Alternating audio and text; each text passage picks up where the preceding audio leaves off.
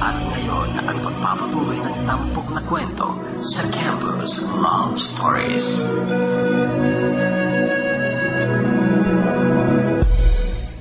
Pinalad naman ako makapasok sa entrance exam sa PUP-QC. Pero nag-sorry ako sa mami ko dahil hindi pagiging teacher ang kinuha kong kurso. Naisip ko kasi si Rogin, ang dati kong boyfriend. Alam kong mamaliitin lang niya ako kapag naging teacher ako. BSBA Major in Human Resource Management ang in-enroll ko. Nung araw na nag-enroll ako, buong araw yon, lumabas din sa Abiel, naghanap ng trabaho. Nadatnan ko na siya sa kasera nang umuwi ako, 5:00 ng hapon. Nasa kusina siya noon. Malaki ang kusina ng kasera dahil para yon sa 10 kwartong paupahan at may kanya-kanya lang kaming kalan, magkakatabi. Kaagad kong naamoy ang niluluto niyang adobong manok noon. May trabaho na ako. Sabi ko sa'yo, madali lang akong makapasok eh. Sabi niya, ano naman trabaho mo? Diyan lang, pabrika, paggawaan ng mga steel truss. Basta mga steel, mga nag-welding. Tsaka may kaibigan na ako na si Mang Carding, taga Marikina. At sabi niya kapag day off namin, may racket pa kami doon sa kanila. Anong racket? Tanong ko. Unang pagkakataong marinig ko ang salitang yun kay Bill noon at parang illegal ang tunog nun sa akin. Trabaho din yun. Nun sa kuya niya, gumagawa din ng mga steel truss, mga steel windows. Extra lang kami. Basta akong bahala sa lahat. Hindi tayo maghihirap dito, AP. Sabi niya nakangiti habang hinahalo ang niluluto niyang adobong manok. O ikaw, kumusta naman ang pagpapa-enroll mo? Natanggap ka ba? Oo, kaso hindi education ang in-enroll ko. Ay ano? BSBA, Major in Human Resource Management. Mga okay naman ah. Bago sa pandinig ko. Kahit naman siguro anong kurso, basta ang importante. May matapos, di ba? Nakakiting sabi niya, at noon ay nag-guilty ako. Ikaw, Abiel, paano ka? Paano ka makakatapos? Sabi ko. Nakangiti pa rin siya nang sumagot sa sinabi ko. Mas gusto kong magpatapos kesa magtapos, sabi niya. At noon na nagsimulang uminog ang buhay namin ni Abiel sa Maynila.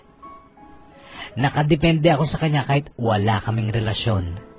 Mahal ko siya pero hindi niya alam dahil hindi na siya nagpapahiwatig o kaya ay nagsasalita kahit paronggit lang tungkol sa damdamin niya.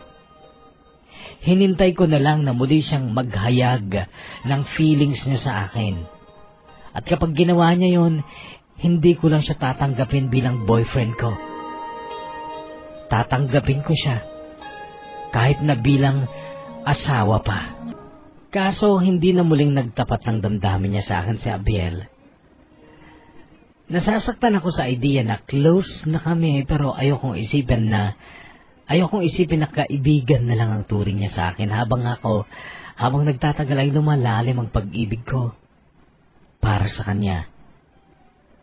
May mga nanliligaw sa akin sa school pero sinasabi kong may asawa na ako. Kahit pumunta kayo dun sa boarding house namin, makikita nyo dun yung live-in partner ko. Ganito ang mga sinasabi ko sa mga classmates kong nagtatangkang pumorma sa akin. Pero si Abiel, oo, wala akong masabi sa kabaitan niya sa akin. Napaka-responsable niyang tao. Kahit wala kaming relasyon, lahat ginagawa niya para sa akin. Hindi siya kahit kailan nag-day off. Dahil tuwing day off niya sa pabrika, sumasama siya kay Mang Carding sa Marikina dahil ang kapatid ni Mang Carding ay mayroon ding maliit na pagawaan ng mga steel truss at steel windows. Parang nagsisimula pa lang at sina Abiel at Mang Carding bilang empleyado sa mas malaking pabrika ay pinagkakatiwalaan doon sa maliit na pabrika sa Marikina. Sinasayang lagi ni Abiel ang bawat pagkakataong kumita siya ng pera. Wala siyang pinapalagpas. Sa kanilang mga magkakaibigan sa pabrika, siya lang ang hindi nagsisigarilyo. Minsan narinig ko ang sinabi niya sa isang kasama niya nung tanungin nito kung bakit wala siyang bisyo. Sasaya lang ang pera dyan. Magkakasakit ka pa. Ganito ang sagot niya. Ilocano din si Abiel gaya ko at impresyon ng mga taga-Maynila na kuripot ang mga Ilocano. Pero alam kong nagtitipid lang talaga si Abiel para hindi kami magipit sa pera. Natatawa din ako sa nadiskubre ko sa kanya minsang naglinis ako sa kwarto niya. Nung ayusin ko ang mga damit niya sa cabinet, nakita ko sa ilalim ng mga damit ang napakaraming tiket. Tiket ng loto. Ni minsan na hindi niya nabanggit sa akin na tumataya siya ng loto. Kaya isang gabi habang kumakain kami, biniro ko siya. Wala ka ba talagang bisyo? Tanong ko. Wala. Nakikishot mo minsan-minsan, pero hindi ako gumagastos. Pinipilit nila ako, di tumatagay ako. Yung loto, hindi ba bisyo yun? Napatitig siya sa akin. Gulat.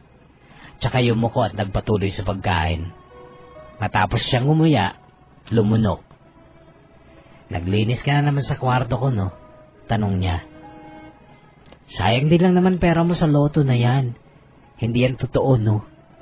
Kinukuha ni Gloria ang pera sa loto. Kunwari may nananalo pero wala. Si GMA lang nananalo dyan. Pabirong sabi ko pero ang sagot niya, malay mo lang, maawa sila sa mga tumataya. Manalo din ako, makakapagpadala din ako sa pamilya ko. Sabi niya. Natigilan ako sa narinig kong yun. At hindi ko maiwasang makonsensya. Pero siya man ay natigilan din. Alam kong hindi niya sinasadyang masabi yun sa akin. Libangan ko lang yun, AP. Huwag mong pansinin yun.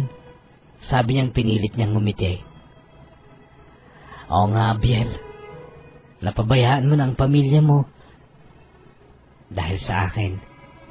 At hindi tama yun, sabi ko. Noon ay umiling-iling siya. Sorry, AP, Huwag ka sanang mag-isip ng iba. Hindi, Abiel, tama ka. Pamilya mo yun at mas mabuti pa siguro, maghinto na lang muna ako.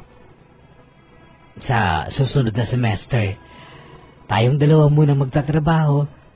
Tulungan muna natin ang pamilya mo, sabi ko. Hindi. Madiin niyang sabi.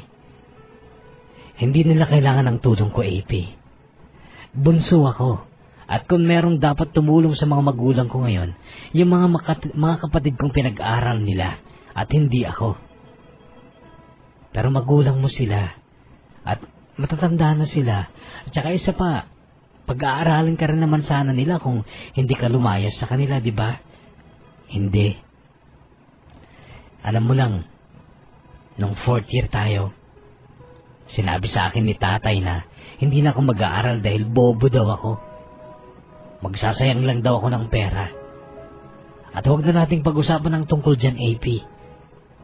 Dahil minsan lang ako magdesisyon, tutuparin ko kahit anong mangyari. Mura lang naman talaga ang tuition fee sa PUP pero yung upa ng kwarto namin ang mahal at ang pagkain namin. Ilang beses ko na rin sinabi kay Abiel na maghahanap ako ng trabaho pero nagagalit siya. Sa bagay, kahit minsan hindi pa naman kami naggipit sa pera kahit papano kasi nagtitipid naman kami. Ako naman ang taga-budget at kung ano-ano lang naman ang kinakain namin. Pero nakukonsensya pa rin ako dahil tinarikuran na talaga ni Abiel ang kanyang mga magulang para sa akin.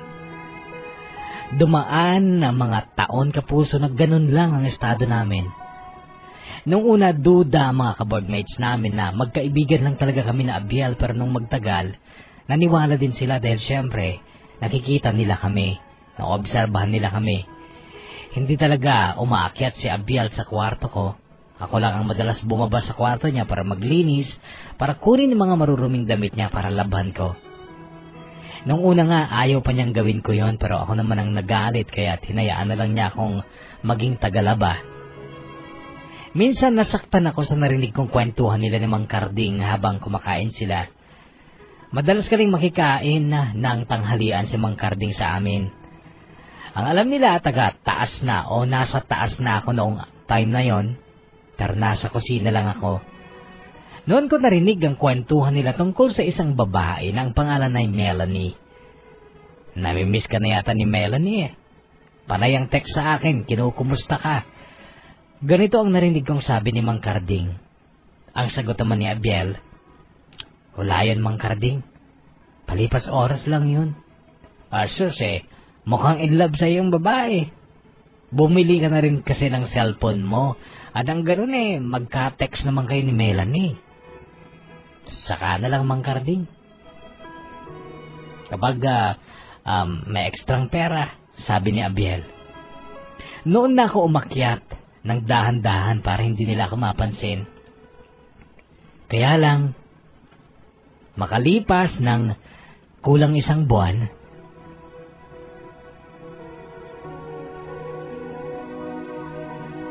isang umaga noon ay naglalaba ako. Nilapitan ako ni Abiel. Papasok siya noon sa trabaho. Ang sabi niya, AP, kunin ko nga ang number mo. Paglingon ko sa kanya, may hawak siyang cellphone. Bago. Ibinigay ko kay Abiel ang number ko noon kahit deep inside niya masama ang loob ko. Naisip ko kasi si Melanie, ang babaeng napagkwentuhan nila ni Mang Karding noon. At alam ko si Melanie ang dahilan kung bakit bigla siyang bumali ng cellphone. Noon ako nagsimulang makumbinsi na wala na ngang gusto sa akin si Abiel. Pinaninindigan na lang niya ang pangako niyang pagtapusin ako ng pag-aaral alang-alang sa pangako sa ngalan ng palabra de honor. Pero nasasaktan ako sa idea na mahal o may mahal na siyang iba at ewan ko kung bakit naisipan ko rin namang gumante. Isa sa mga nanliligaw sa akin sa school ang kaagad kong pinakitaan ng kabutihan, si Marky. Kung dati ini-snub ko si Marky, noon nginingitaan ko na. Naglakas loob tuloy siyang manligaw ulit. Kinuha niya ang cellphone number ko, binigay ko naman. Gwapo naman talaga si Marky, payat nga lang at maputi. Hindi ko siya type pero gusto ko lang talagang gantihan si Abiel. Isang gabi kumakain kami ni Abiel.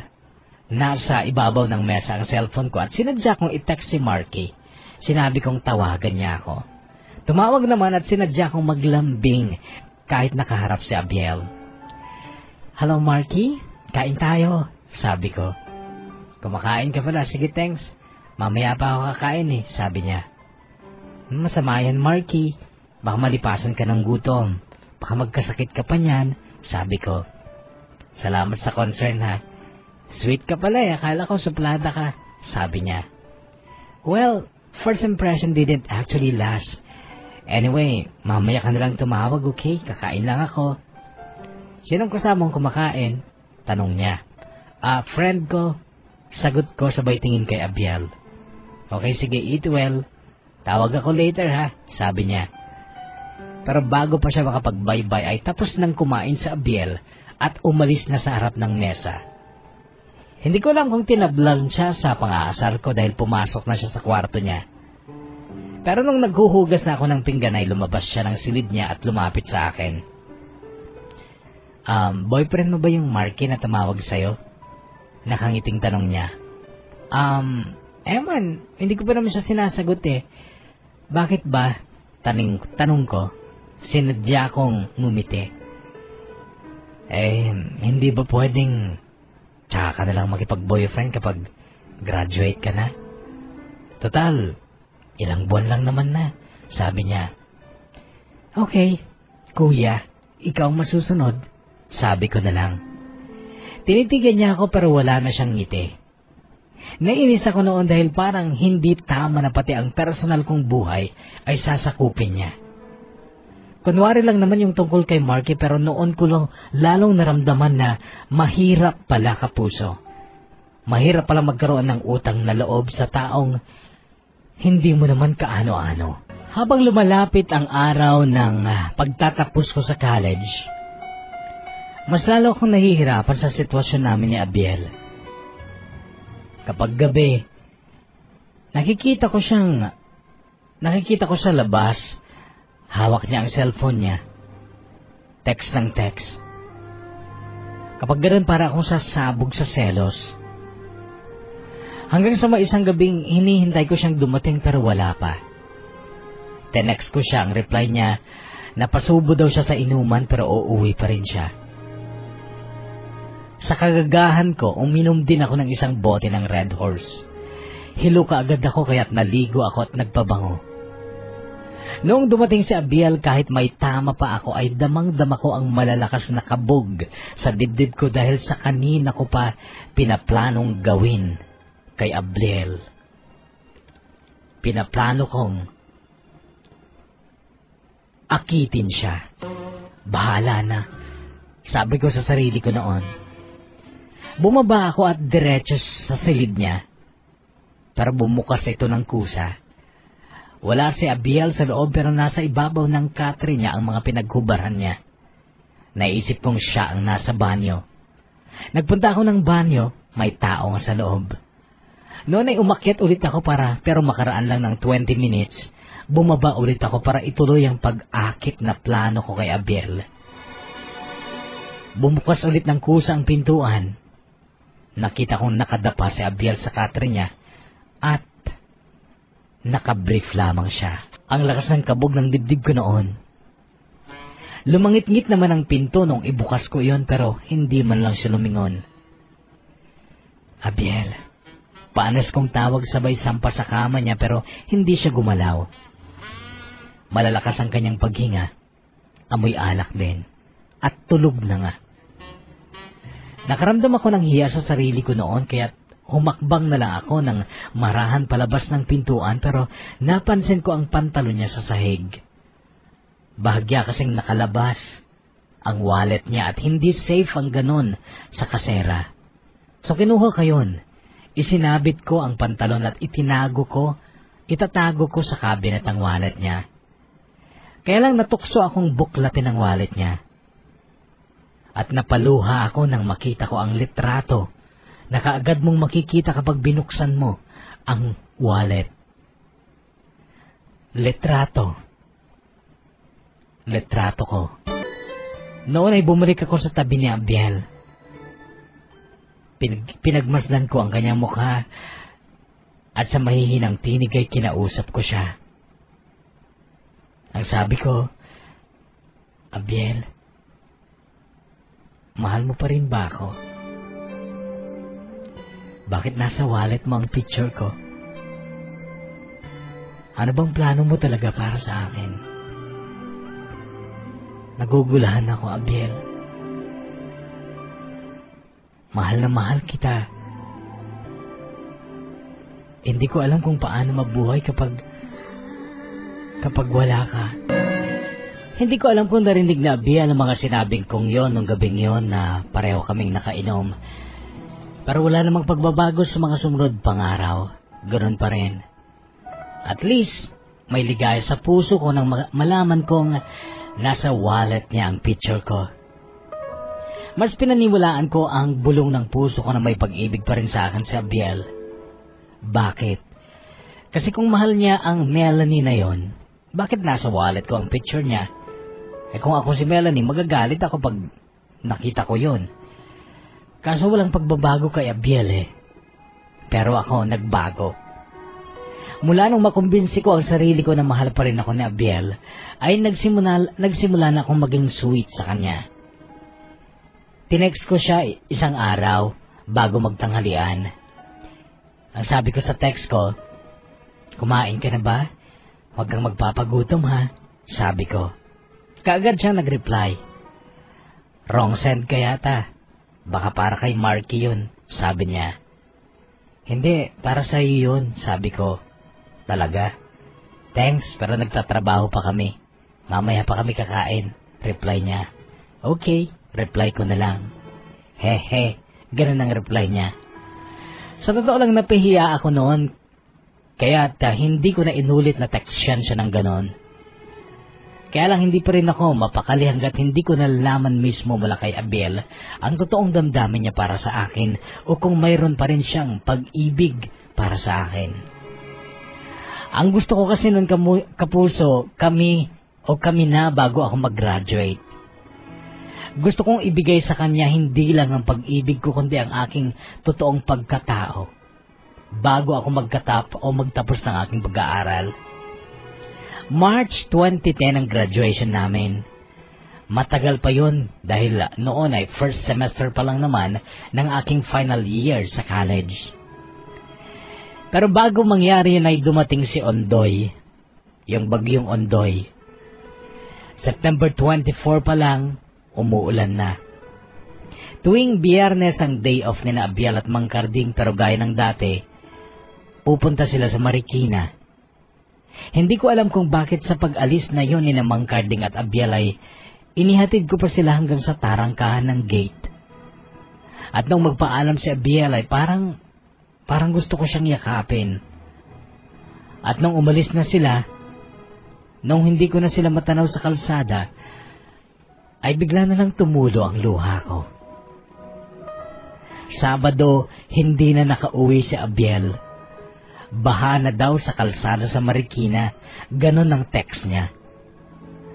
Nung sumapit ang gabi, nag-text siya. Alam mo, malaki ang kinita namin ni Mang Carding sa bangka. Kwento niya. Anong bangka? Nagrenta kami ng bangka, tapos pinasada namin sa mga taong sumasakay. Naghati kami sa 12,000. Maghapon lang yun sabi niya. Ganun ba? Ingat ka lang sabi ko. Siyempre, para sa'yo, lagi ako mag-iingat, sabi niya. Natouch ako sa simpleng text na yun ni Abiel. Noon ko na kinuha ang pagkakataon na alamin kahit sa text lang kung ano talaga ang damdamin para sa akin. Kaya ang tirada ko, bakit kailangan mo namang mag-ingat para sa akin? Dahil ba pinag-aaral mo pa ako? Tanong ko. Hindi lang yon. Ano pang dahilan? Kasi ayaw ko pang mawala sa mundo. Gusto ko pang makita ka sa matagal na panahon. Reply niya. Gusto mo lang akong makita ng matagal na panahon? Tanong ko. Bakit ba ang dami mong tanong? Reply niya. Noon nagtagis pa ang mga bagang ko sa pagte-text ng ganito. May gigil. Dahil gusto kong malaman kung mahal mo pa rin ako, Abiel, o si Melanie na ang mahal mo. Natagalan bago siya nag-reply. Walang Melanie sa buhay ko. Kung meron man dati, noon lang yun. Pero noon, hanggang ngayon, isa lang ang babae sa buhay ko. At siya ay walang iba, kundi si Angela Pauline. Nanlabo ang paningin ko nang mabasa ko yun dahil yun sa luhang bumalot sa mga mata ko. Ako kasi yung Angela Pauline. Totoo ba yan, Abiel? O baka lasing ka lang? Reply ko. Pero hindi na siya nag-reply, sa halip ay tumawag siya. Medyo kabado ako nung sagutin ko yung tawag niya. Boses kaagad niya ang narinig ko. Hindi ako lasing kasi hindi naman kami umiinom. Mahirap bumili ng alak ngayon dito. Baha. Pero AP, bakit ganun ang mga tanong mo? Bakit may alam ka tungkol kay Melanie?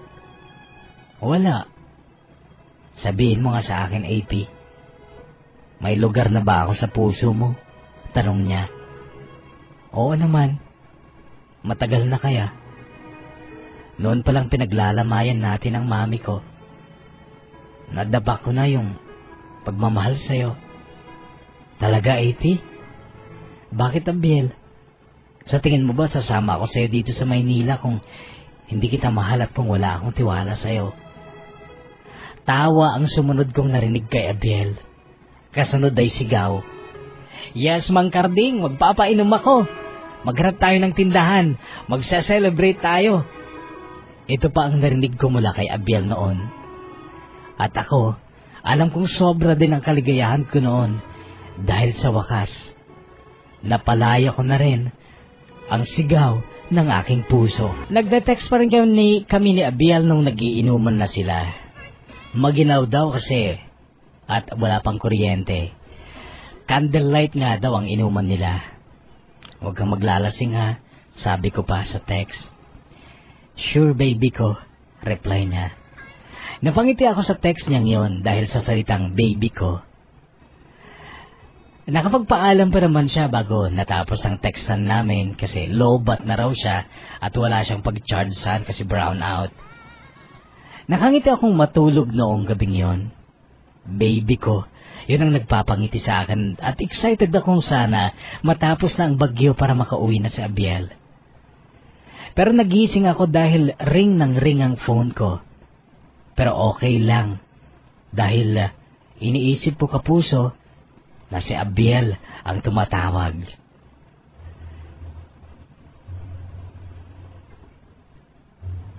Pero nung tingnan ko ang phone ko, hindi si Abiel ang tumatawag, kundi si Mang Carding. Nung sagutin ko, hello AP. Mang Carding, bakit po? Si Abiel eh. Nawawala. Oh, anong nawawala? Sa baha, inanod ng tubig. Paano po nangyari yun?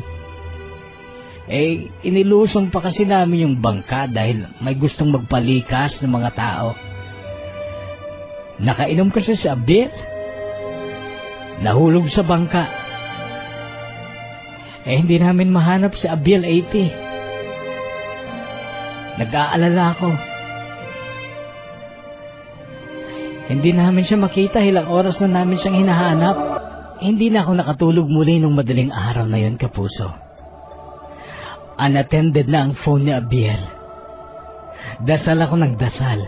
Pati kay Mami nakikiusap na ako na makiusap sa Diyos na sagipin niya si Abiel. Ang hirap dahil wala akong mahinga ng tulong. Nahihiya akong manghingi ng tulong sa mga kaboardmates namin dahil tulog na tulog pa sigurado sila. Si Marisa na kararating lang galing sa kanyang trabahong call center ang una kong napagsabihan sa nangyari kay Abiel. Pero wala din siyang nagawa kundi mag-alala kasama ko. Pero sa kanya ako umiyak. Hinila niya ako para sabay kaming magdasal pero pagkatapos nun ay natulog na rin si Marisa. Hanggang sa mag-umaga na't bumaba ako upang tingnan si Abiel sa silid niya pero sarado pa ito. Ibig sabihin wala pa siya. Naisipan ko lang kunin ang duplicate ng susi sa kwarto ni Abiel sa kwarto ko. Binuksan ko ang silid ni Abiel at nahiga ako sa katre niya. Umiiyak akong kayakap ang mga unan niya. Hirap na hirap akong huminga noon, kapuso. Hindi ko maintindihan kung bakit nahihilo pa ako. Pero noong si Abiel ang nawawala,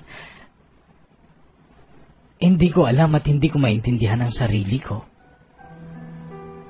Hanggang sa magdilim ang paningin ko, madilim na madilim hanggang sa wala na akong maalala. Nawalan na ako ng malay. Nagkamalay din ako pero alas 8 na yon ng umaga. Wala ba rin si Abiel? Sa mga balita sa TV, sa salas ng landlady namin, ang dami ng binabalitang namatay. Lalo akong napahagulgol sa hiyak dahil sa sobrang pag-aalala at takot. Niyayakap ako ng mga kaboardmates kong babae. May awa ang Diyos AP, paulit nilang sinasabi. Noon ay bumalik ako sa kwarto ni Abiel at doon ako lumuhod upang magmakaawa sa Diyos. Nang marinig kong bumukas ang pintuan, paglingon ko nakita ko si Abiel, basa at punit-punit ang kanyang damit. Malakas pa rin ang pag-iyak ko nung tumayo ako sa pagkakaluhod upang yakapin siya. Umiyak din siya nung yakapin niya ako pero ang narinig kong sabi niya, Hindi pa ako pwedeng mawala, baby ko. Hindi pa. Alam ng Diyos kung bakit kailangan makasama pa kita. Buong boarding house namin ang nagdiwang noon sa tuwa nung dumating si Abiel ng ligtas. Pagkatapos niyang maligo at kumain ng niluto kong almusal, ay nagawa pa rin niyang magyabang. Hindi ako pwedeng malunod sa bahala. Naanod lang ako pero hindi ako malulunod. Pwede ba naman akong malunod sa baha? Cagayan River ang nilalangoy ko sa amin. Mayabang niyang pahayag sa harap ng ilan sa mga kaboardmates namin. Wala nang pasok ang lahat noon sa kanilang mga trabaho. Noon na rin nalaman na kami na ni Abiel sa wakas at kinilig ang mga babae naming boardmates. Noong wala na sila, nagsipasok na sila sa kanilang mga kanilang kwarto. Ako mismo ang nagsuggest kay Abiel na sa isang kwarto na lang kami titira para makatipid kami sa renta pero ayaw niya. Baka matukso ako sabi niya. Ano lang, di mo naman siguro ako iiwan, di ba? Sabi ko. Hindi siya nakaimik kaagad noon, sa halip ay sumulyap siya sa akin at nung magsalita, tsaka na lang baby ko, kapag kasal na tayo. Ikaw ang bahala. Sabi ko na lang kahit may pagtataka ang isip ko kung bakit ayaw niya. Samantala kung wawariin mo'y parang palay na nga ang lumalapit sa manok. Gayon pa man ay hindi na ako nagtimpi sa pagpapakita at pagpaparamdam sa kanya ng aking pagmamahal. Kapag gabi, pinapasok ko siya sa kwarto niya. Nagkukwentuhan lang naman kami, lambingan, halikan, ganun lang, hanggang ganun lang. At masaya na kami sa ganun. May isang gabi nga, alam kong pagod siya. Nakayakap lang ako sa kanya at siya ay nakayakap din sa akin. Sa mga ganitong moments, kasama kita. Katabi, kayakap. Mga ito ang pinakamagandang moments sa buhay ko. Ngunit nung semestral break namin, parang nasagot ng unti-unti kung bakit ayaw pa niyang magsama kami. May natuklasan akong isang bagay na hindi ko sinasadyang matuklasan tungkol sa kanya. Naiwan ni Abiel ang wallet niya. Ako naman sa pakialamera, binuklat ko yon at marami siyang pera. Pero maliban sa pera ay may nakatago pa sa secret pocket ng wallet niya ng isang ATM card. Bali 2 ATM card ang nakita ko sa wallet. Alam ko na yung RCBC ay salary ATM niya. Doon sila sumusweldo sa paggawaan ng steel truss. Pero yung isa na mas luma, Metrobank. Nagtaka talaga ako kasi nung bigyan siya ng pabrika ng ATM niya, sabi niya noon lang daw siya nagka-ATM. At bakit marami siyang pera samantalang hindi pa naman sweldo? At tuwing sweldo ay halos kasya lang sa mga gastusin namin ng pera. Iba ang kutob ko noon pero hindi ko siya sinita. Mas minabuti kong mag-observe sa mga kilos niya. Kasabay ng pagdarasal na sana walang masamang ginagawa si Abiel para mabuhay kami. Huwag sana. Hanggang sa isang gabing dumating si Abiel. Kumain muna kami, pagkatapos nun ay nag-shower siya. Noon ako mabilis na pumasok sa kwarto niya at sinamantala kong kunin ng cellphone niya. Binasa ko ang mga nasa inbox niya. May 2 message doon. Hindi nakasave ang number pero nabasa ko. Sa unang message, ang sabi, okay sige, kita tayo bukas sa harap ng iglesia. Alas 7:30 ng umaga ha. Iyon ang unang message. Yung isa naman, hindi ako makakapag-deposit. Sarado ng account ko. Ibibigay ko na lang ulit yung pera bukas. Tiningnan ko ang oras ng pag-send ng mga message na yon. Una pa lang na-send yung tungkol sa saradong account. Binasa ko rin ang sent items. Okay lang po at saka sige po ang mga reply ni Abiel. Kinabukasan maaga akong umalis. Alas 6 pa lang. Tinungo ko ang INC sa Commonwealth kung saan paniwala kung magkikita sina Abiel at iyong katext niyang yon. Naghintay ako hanggang sa noong 7:20 na. Dumating na si Abiel at naghintay. Nagtatago ako habang pinapanood ko siya kasabay ng malalakas na kabog sa dibdib ko. Panay ang text niya at may tumawag pa. Hanggang sa may dumating na kotse at pumarada sa harap niya. Bumukas lang ang salamin, pero hindi ko masyadong nakita ang tao sa loob ng kotse. Hindi naman din kasi ito bumaba. Si Abiel lumapit sa kotse.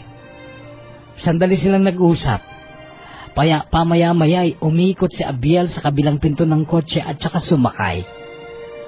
Umandar ang kotse. Nagtago ako dahil dadaan ito malapit sa akin. Pero nung makita ko kung sino ang nasa loob ng kotse, sobra akong nagulat. Sobra akong nasuklam. Sa kanila, lalo na kay Abiel. Dahil si Papa, ang aking ama, ang kasama niya sa kotse. Umuusok ako sa galit nang umuwi ako ng kasera. Mamaya iiyak ako, mamaya magagalit, manggigigil. Sa tuwing magtatangka akong i-text si Abiel, sobra ang panginginig ng kamay ko. Hanggang sa iiyak na naman ako, sobra ang pagkapuot ko sa kanya dahil niloko niya ako. Binagmukha niya akong tanga. Noon pa siguro siya tumatanggap ng pera mula sa ama ko, pero kunwari nagtatrabaho siya para sa amin, para pampaaral sa akin. Pinaniwala niya ako. Sinungaling siya. Nung humupa ng konti ang nervyos ko, ay sinimulan ko mag-text para sa kanya. Walang hiya ka, Abiel, sinungaling, manloloko. Ganito ang simula ng text ko pero hindi ko maituloy na isend dahil maiiyak na naman ako. Alam na alam ni Abiel kung gaano ko isinumpa si Papa sa pagkamatay ng mami ko. Alam niya na si Papa lang ang tanging tao na ayaw ko nang maalala kahit minsan sa buhay ko. Alam niyang abot hanggang impyerno ang galit ko sa aking ama dahil siya lang ang sinisisi ko sa pagkawalan ng aking pinakamamahal na ina. Pero bakit ganon? Bakit nagawa niyang makipagsabuatan sa ama ko? Noon kapuso ay umaapoy na rin ang galit ko kay Abiel. Hindi ko na siya tinext, hindi ko na tinawagan. Si Angela, na best friend ko sa school, ang tinawagan ko. Pagkatapos ay nag-empake ako. Halos lahat ng damit ko, mga gamit ko sa school, isinilid ko sa mga bag ko at saka ako umalis.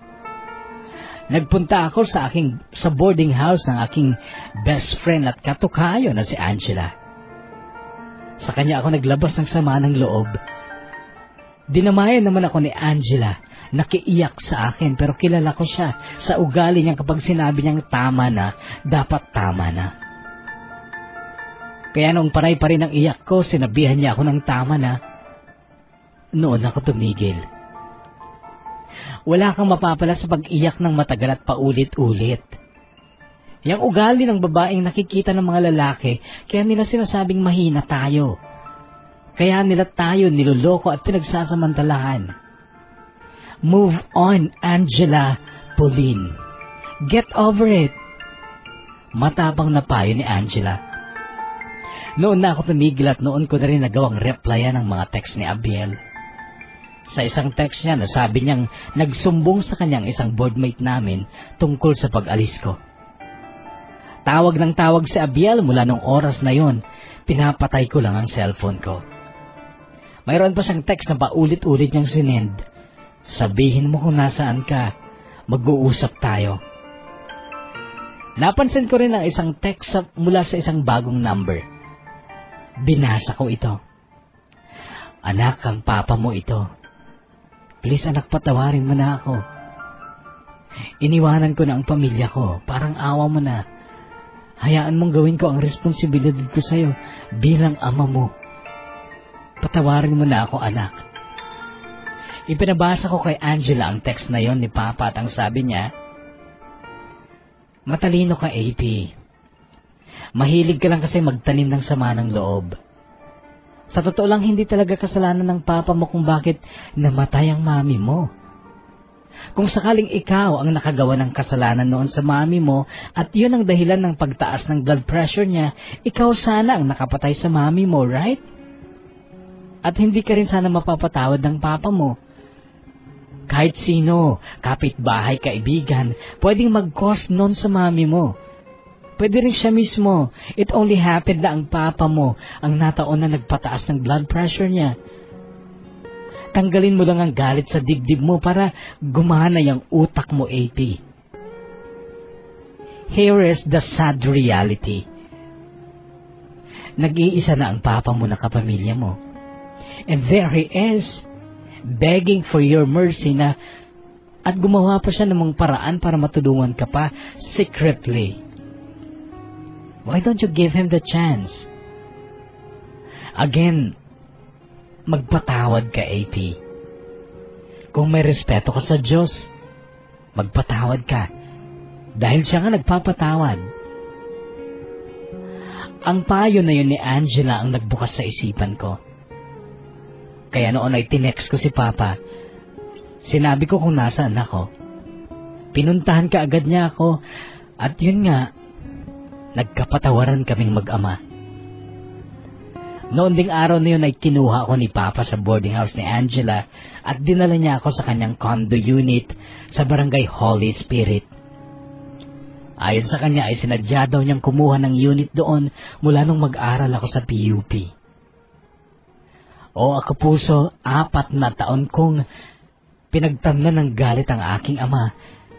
Pero nagawa ko rin siyang mapatawad noong araw nang inakala kong kakampi ko habang buhay ay kinasusuklaman ko na. Si Abiel. Isa pa na-realize ko rin, tama ang sinabi ni Angela.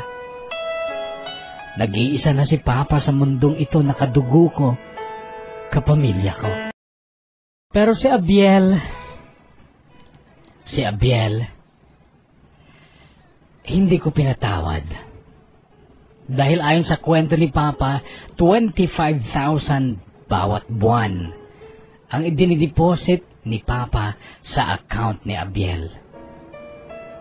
Sobra-sobra sana yun kahit sa UST pa ako nag-aral. Hindi sana kami nagtiis sa kung ano-anong ulam lang. Nagpapalaundry sana ako at hindi ko kailangang maglaba ng damit namin.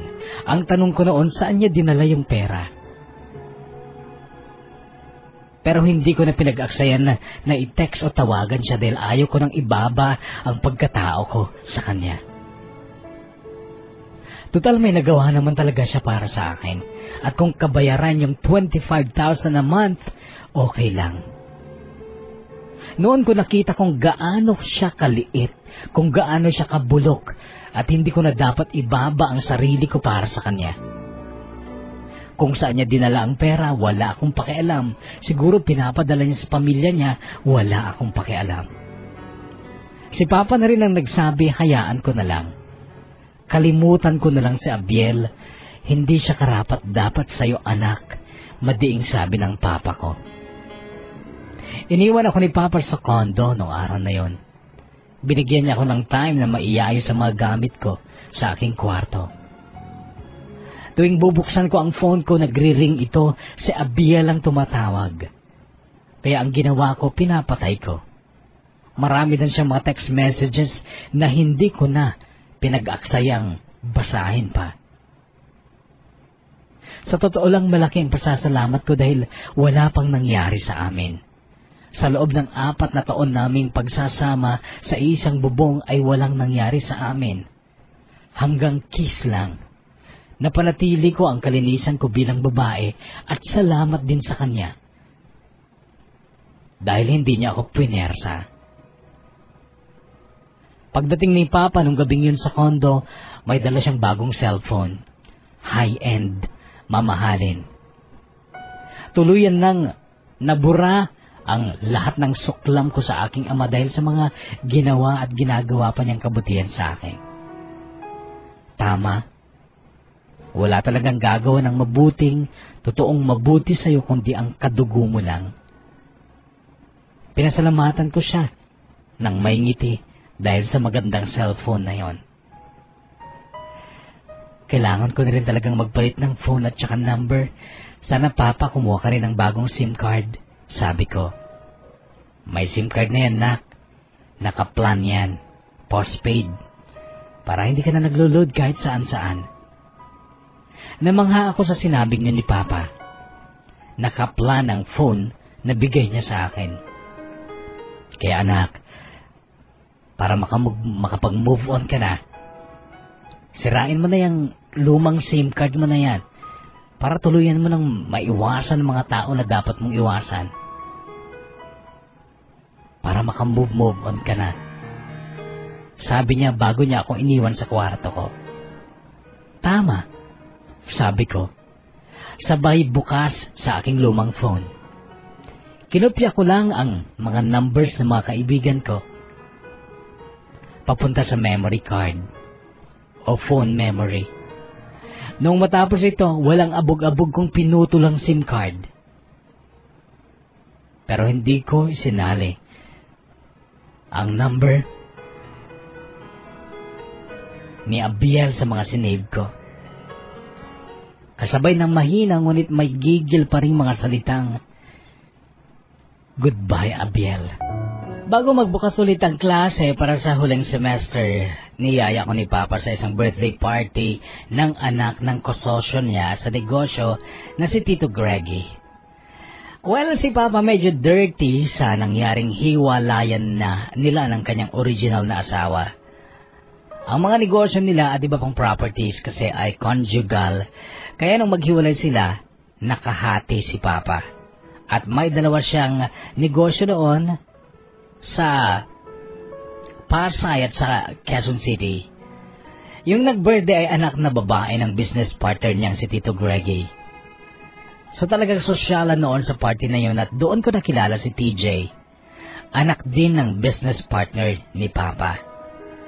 Graduate ng accountancy si TJ pero noon ay kumukuha pa siya ng law sa UP Diliman.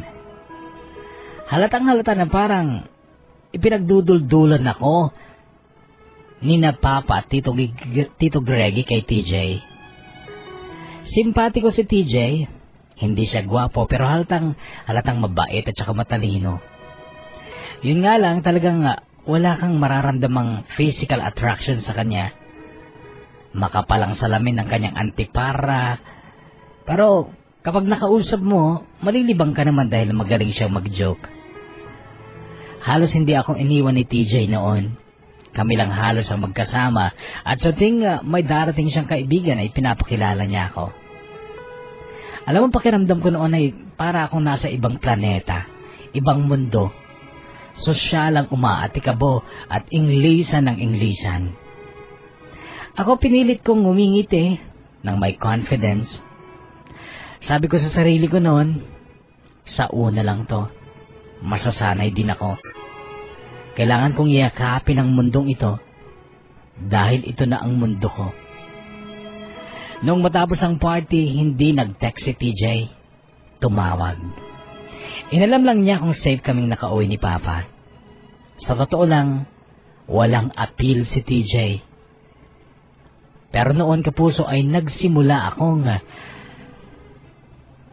isaisip ang katotohanang natututunan ng pag-ibig.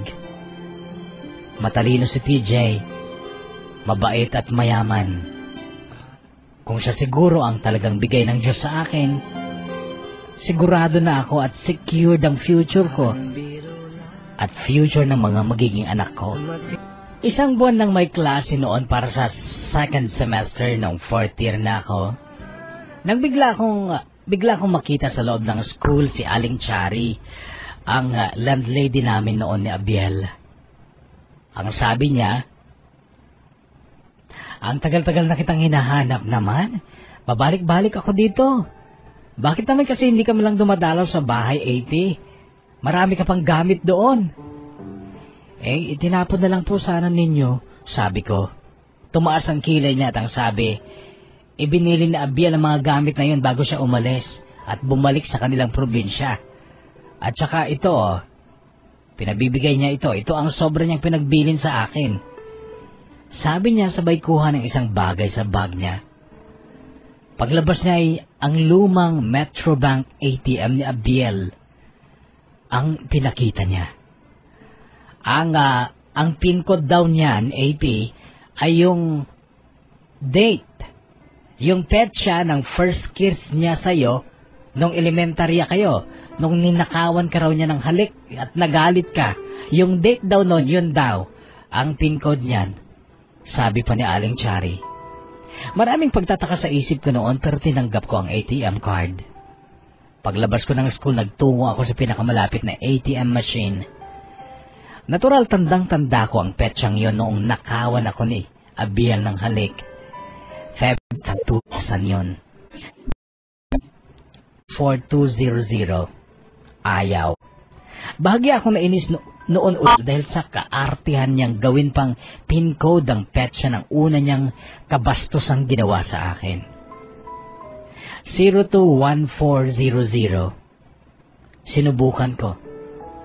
Natuwa ako nang pumuwede ito. Balance inquiry ang pinindot ko. At nanlaki ang mga mata ko nang makita ko kung magkano ang laman.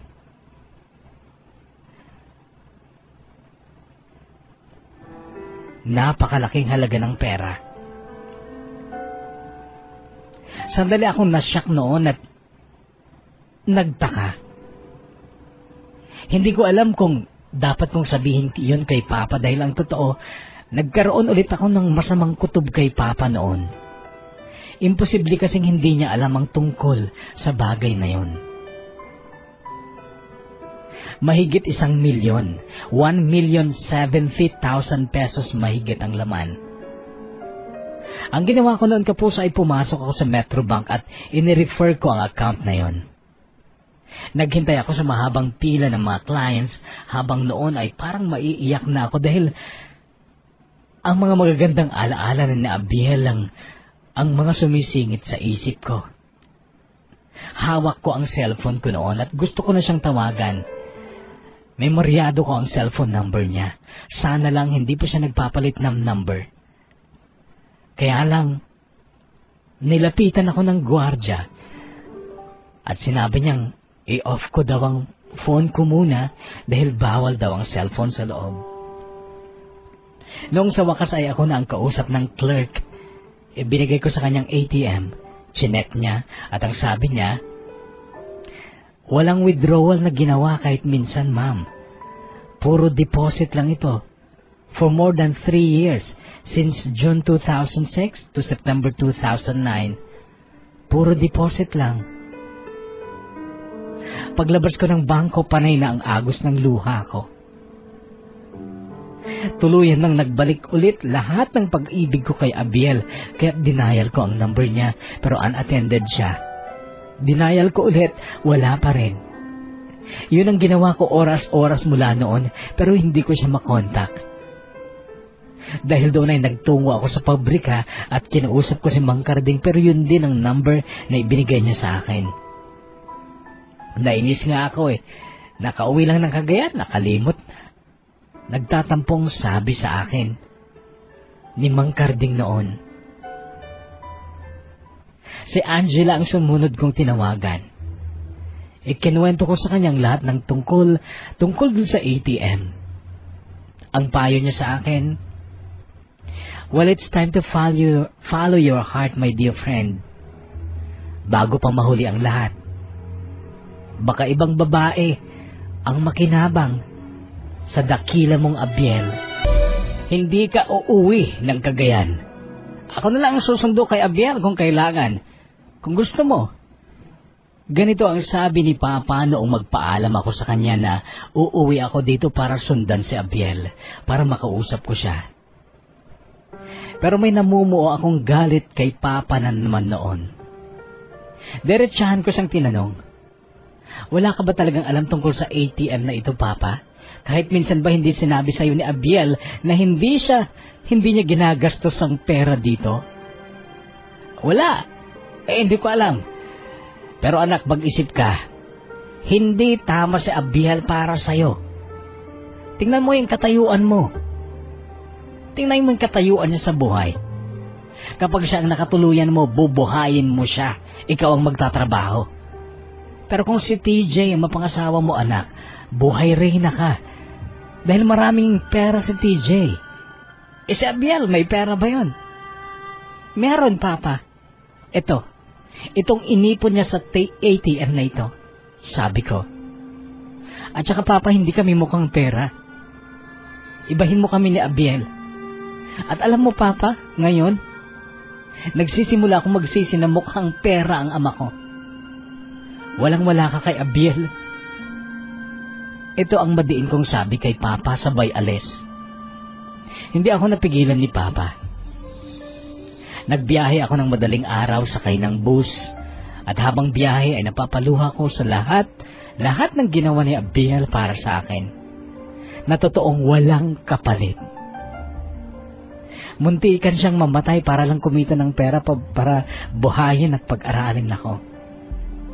Panay din ang dasal ko na sana pagdating ko dito hindi pa huli ang lahat.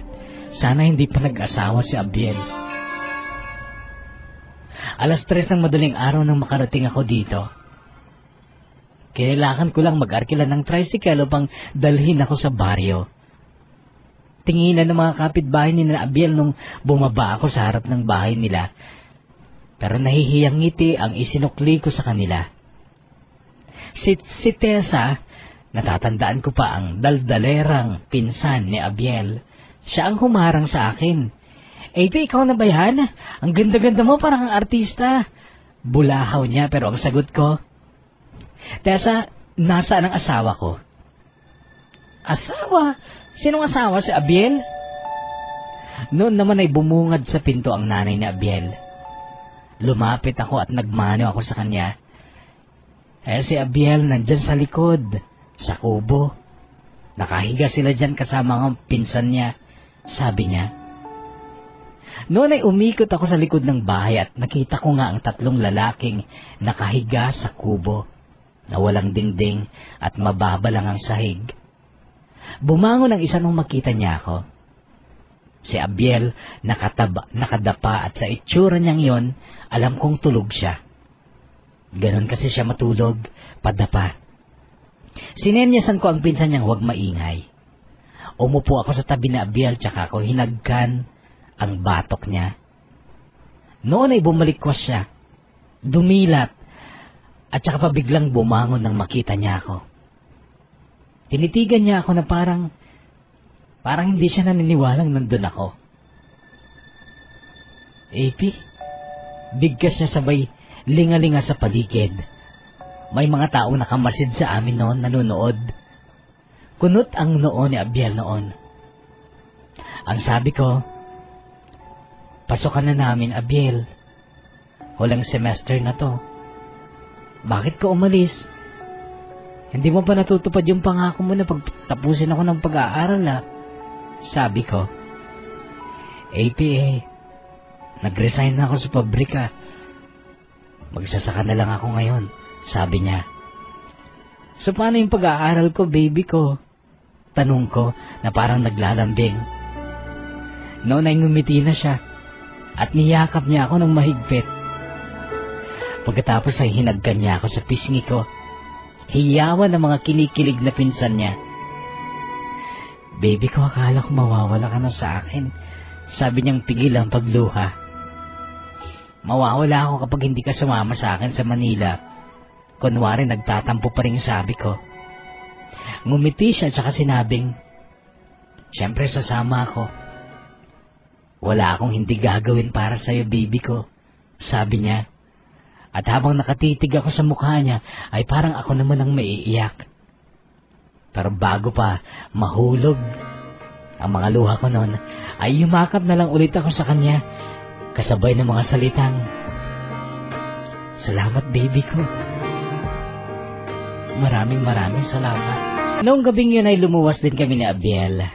May pagtatampo noon sa nanay niya pero kinausap ko sila ng masinsinan. Nanay at tatay ang tawag ko sa kanila. At sabi ko, Nay, Tay, pagka-graduate ko, uuwi kami ni Abiel dito para magpakasal. At dito kami titira. Pangako po, kami ang bahala sa inyo. Niyakap ako ng ninanay Meding noon. Nakabalik si Abiel sa pabrika. Isa kasi siya sa mga pinagkakatiwalaang trabahador. Kaso, si Abiel ang nagdesisyon na huwag na muna kaming magsama sa kasera. Ipinagpilitan niyang dapat ay dun muna ako sa ama ko tumira at ayusin ko ang relasyon naming mag-ama. Ibinalik ko kay Abiel ang ATM card dahil alam kong hindi niya yun gagalawin. Kapag ako kasi, hindi ko maipapangakong hindi ko yan mababawasan. May ugali kasi akong gastadora kung minsan. Tuwing bakante ko, nagpupunta pa rin ako sa kasera para maglaban ng damit ni Abiel, gayan dati. Yun nga lang, hindi ko na siya naipagluluto kasi umuwi ako sa kondo ni Papa. Tuwing sweldo ni Abiel, nagre-remit pa rin siya sa akin at nung graduation ko, ipinagpilitan kong siya ang e-escort sa akin. Ayaw niya, pero nagtampu-tampuhan ako. Okay na ulit kami ni Papa noon pero naiinis pa rin ako sa kanya kasi may time na ini-inject pa rin niya sa mga usapan namin si TJ. Sabi ko, ayoko ng mayaman na pangit kahit mahirap basta gwapo at macho at si Abiel yun Papa, wala nang iba. Anyway, nung graduation ko, sobra akong na-inlove kay Abiel kasi napakagwapo niya sa suot niyang coat and tie. Niyakap ko nga siya at hinagkan in front of my classmates and their parents. Care ko. Proud ako sa asawa ko. At mahal na mahal ko siya. Sa ngayon ay nagtatrabaho na ako sa isang company dito. Bago lang. At sa June ang kasal namin ni Abiel. Simple lang ang plano namin kasal nung una pero nakonsensya yata ang ama ko. Nag-alok siya ng 100,000 para sa kasal. Sabi niya, iisa lang daw ang anak niyang babae, ako lang, kaya kailangan grande ang kasal. Tinanggap ko naman syempre, kahit ayaw sana ni Abiel. Pinagdalhan ko ng invitation ng mga close friends ko dito nung high school, pati ang first boyfriend ko na si Rogin. Well, si Rogin, hindi nakapagtapos ng pag-aaral, maagang nakabuntis. Galing siya sa Saudi, pero ngayon ay nandito na. Darating din mga close friends ko sa PUP at syempre ang mga boardmates ko at ang may-ari ng boarding house namin sa Commonwealth. Mixed emotions ako sa nalalapit kong kasal. Masaya, sobrang saya kasi si Abiel ang pakakasalan ko. Ang lalaking alam kong regalo ng Diyos para sa akin. May lungkot din kasi sana nandito pa ang mami ko. Well, anyway, everything happens for a reason. At ito na lang ang pilit kong tinatanggap. God is good. Actually, sobrang good to me. At kung mahihilingin man ako sa kanya ngayon, sana alagaan niya kami ni Abiel. Hanggang dito na lang kapuso at sana po'y mapabilang din ang kwentong ito ng buhay at pag-ibig ko sa mga kwentong naging bahagi ng inyong dakilang programa. Lubos na gumagalang at nagpapasalamat. Angela Pauline.